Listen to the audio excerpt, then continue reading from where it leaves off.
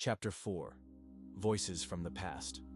Olena stood holding the receiver in her hand, her heart pounding so hard that she could feel every beat. All her muscles were tense, and it seemed as if even the air around her had become dense and heavy. She hesitated, bringing the handset to her ear, but as soon as her fingers touched the cold metal, a voice reached her. Thin, childlike, barely audible. It pierced the silence of the night like the rustling of dark leaves. "Can you hear me? Can you help?"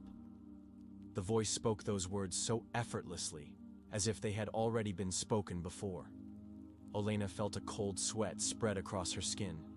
Her throat tightened, and her breathing became shallow because what she was hearing couldn't be real. Yet she tried not to panic. With trembling lips she whispered, "Who are you? How did you get here?" From the receiver, the same voice came again, now calm but strangely muffled, like a shadow from the past. "I've been here for a long time. They left me. Help me find my mom." These words didn't just shock her. They penetrated deep into her soul. Olena felt a tightness in her chest and an overwhelming wave of anxiety and inexplicable sorrow. What did this mean? Who was it? What child was this? The mystery became increasingly unpredictable. She hung up the phone, but the answer continued to echo loudly in her mind. She couldn't just ignore what had happened. She had to find out more, uncover the mystery of this voice, because she felt it was somehow connected to the house and whatever had happened there before. The next day, she went to the city archive. Old documents, smelling of dust and time, helped her piece together fragments of this mysterious puzzle. In one of the folders, she found records about the house's previous owners. Most of them were unremarkable, but one entry caught her attention. In 1947, a family lived in the house. Their disappearance became a local mystery. The archive records mentioned only a little girl who supposedly died in a fire that occurred in the same house. Although no other family members were found, there was no mention in the archive of their fate, except for that girl. Olena was stunned and couldn't shake the feeling that all of this was connected to what had happened that night, to the voice on the phone. She decided to return home, even though her heart was filled with anxiety. When she returned to the house, everything looked different. It seemed alive, as if it were breathing. The doors creaked even when untouched, and faint footsteps echoed from the attic, never ceasing. It was as if the building itself knew she had returned. Olena felt fear growing inside her, and every step through the dark hallways was filled with eerie sounds. The thought of the little girl haunted her. What had happened to her? And could that voice truly be hers? Chapter 5. The Forgotten Past. The following evening, as the calm of night enveloped the house, the phone rang again. Olena sat in her room, feeling every sound, every rustle, amplify in the quiet. She was no longer afraid to answer. Fear had become a familiar companion, but curiosity and determination prevailed.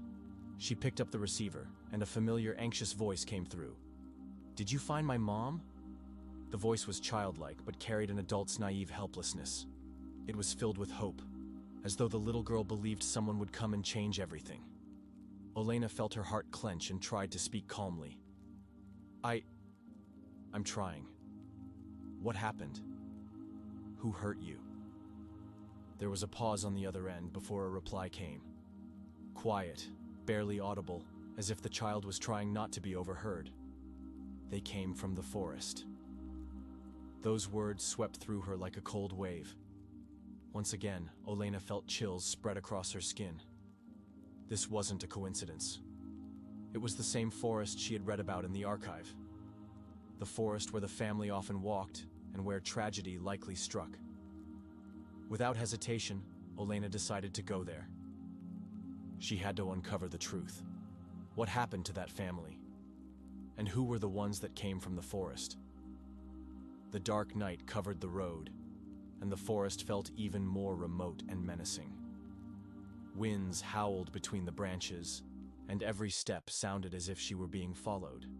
Then, amidst the darkness, Olena saw something that made her heart stop. An abandoned cabin.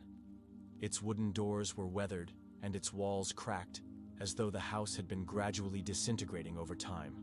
She stepped inside. The interior was nearly empty, with only remnants of a bygone life: old furniture, smudged windows, and a dust-covered floor. But the most unsettling thing was the small doll lying on the ground. It was damaged, with tattered clothes, its eyes dark and hollow. Olena approached it, her hands trembling. Whose doll was this?